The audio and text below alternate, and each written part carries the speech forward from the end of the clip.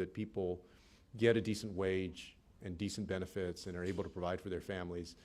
So I expressed my support for different measures that that have been suggested in Congress and perhaps administratively to make sure that workers can organize more conveniently and effectively.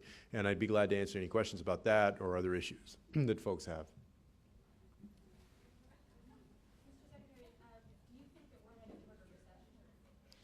Well, I mean, what I know is that more and more economists and commentators suggest that we may be. And it wouldn't be surprising to me if we did fall into a recession. You can't put somebody as erratic and lazy and haphazard as Donald Trump in the Oval Office and not expect that that's going to catch up to you at some point. Donald Trump is catching up to the American economy. And I unfortunately, that may mean a recession. I hope we don't have a recession. Nobody wants a recession. But look at what he's done with China.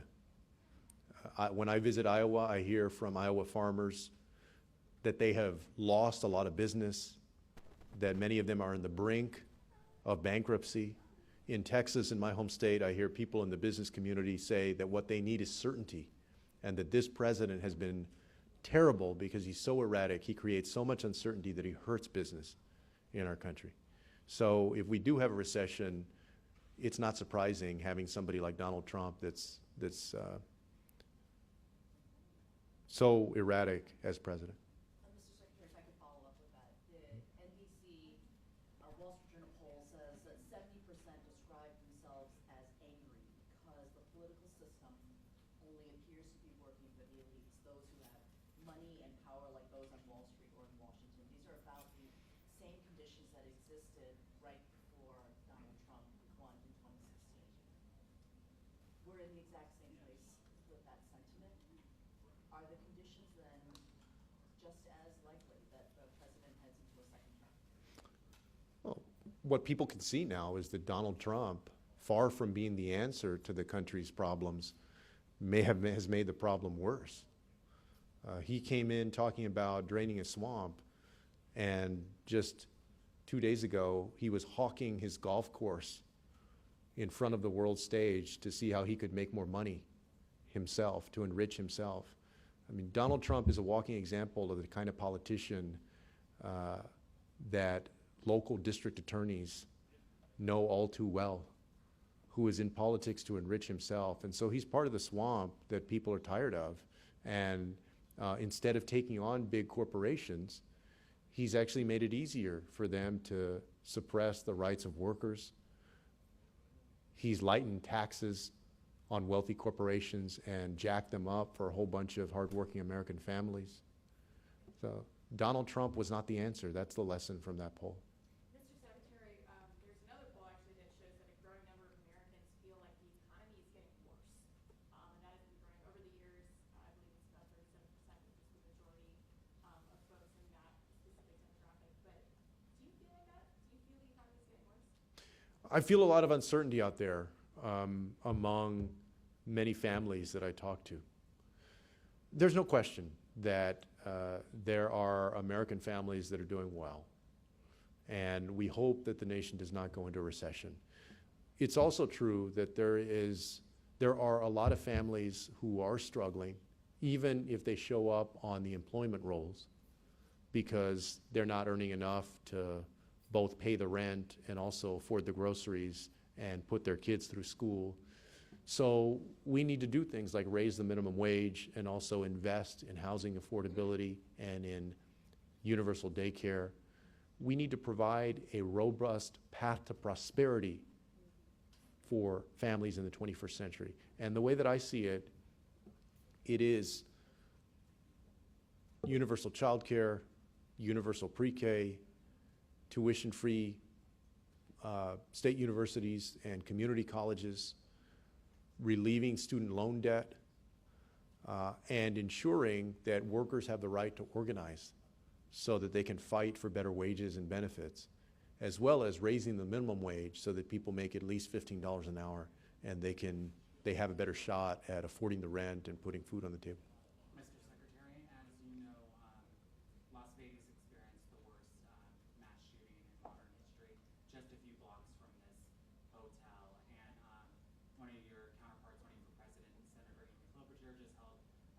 conference earlier this morning talking about what she would do as president in regards to mass shootings. And in your home state, we recently had a similar tragedy as well. As president of the United States, I know many Nevada voters would like to know, what are you going to do that's different this time? A couple of weeks ago, I put out a plan called Plan to Disarm Hate, and it addresses this toxic brew that we see growing in our country between extremism, especially white nationalism, and gun violence.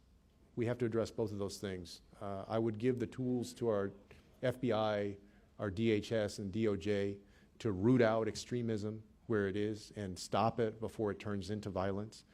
And then secondly, I would enact common sense gun safety legislation, universal background checks, limiting the capacity of magazines, a renewed assault weapons ban that would include weapons like the AR-15 that is the most popular in terms of being used in these mass shootings. I would also impose an excise tax on guns and ammunition that raises it from 10% to 20% and take the $600 to $700 million a year that we could raise and invest that in community programs that are aimed at trying to prevent gun violence. Because we know that we have to address the issue of mass shootings and make sure our children feel safe, but it's not only that. We also have to address these issues in the context of too many urban communities, for instance, where children are harmed or they're killed, or they don't feel safe and they can't learn as they should because they have to worry about their safety. We also have to address the fact that more than half of the deaths by gun in our country are deaths by suicide. So we need to connect the dots in two ways. I call for making extreme risk protection orders, or red flag, basically laws, the law of the land, so that family members or those close by can prevent somebody who would harm themselves or somebody else from doing that with a firearm. And we have to end this distinction between physical health care and mental health care and invest in mental health care. And now I'm addressing this not in the way that these right-wingers are, which I think they use mental health as an excuse to never address the issue of guns. I'm recognizing that there are a lot of people who turn to suicide because they don't get the treatment they need, or they feel stigmatized seeking that treatment. We need to end that in our country. Mr. Secretary, some Yeah. are calling the verdict against the Johnson & Johnson case a little too lenient, saying that the fine was a lot lower than some of the profits that they've made. Do you agree with that? And as president, would your DOJ look into additional charges or even criminal charges? You know, I haven't seen it. I have to see. I'll find out about that. All right.